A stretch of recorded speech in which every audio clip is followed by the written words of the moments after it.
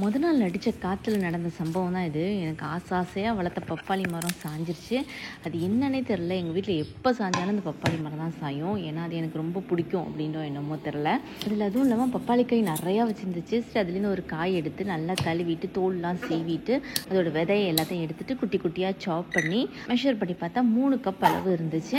இப்போ ஒரு பேன்ல தண்ணி ஊத்தி நல்லா கொதிக்க வச்சு, அந்த கட் பண்ண பப்பாயாவ அதில சேர்த்துட்டு, அது ஒரு 50% குக் ஆகணும். ஒரு 5லேருந்து 7 நிமிஷம் வரையும் குக் பண்ணி எடுத்துக்கோங்க.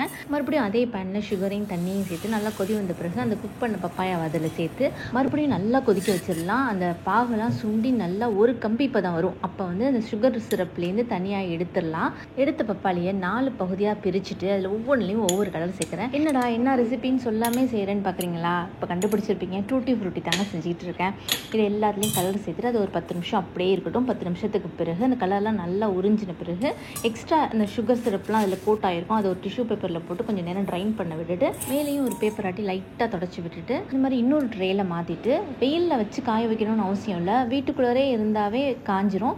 நான் வந்து ஒரு நாள் ஃபுல்லாக விட்டுட்டேன். இந்த மாதிரி நல்லா காஞ்ச பிறகு எல்லாத்தையும் மிக்ஸ் பண்ணி பாருங்கள். காயறதுக்கு முன்னாடி மிக்ஸ் பண்ணிங்கன்னா ஒன்று கலர் சேர்ந்துடும். நல்லா காஞ்ச பிறகு மிக்ஸ் பண்ணி ஒரு பாட்டிலில் போட்டு ஃப்ரிட்ஜில் வைக்கலாம் தான் வச்சுக்கோங்க. 2 மாதம் வரைக்கும் தாராளமாக இருக்கும். கேக்குக்கு, பன்னுக்கு எதுக்கு வேணாலும் யூஸ் பண்ணிக்கலாம். இதை யூஸ் பண்ணி அடுத்த ரெசிபி பார்க்கலாம். Thank you so much.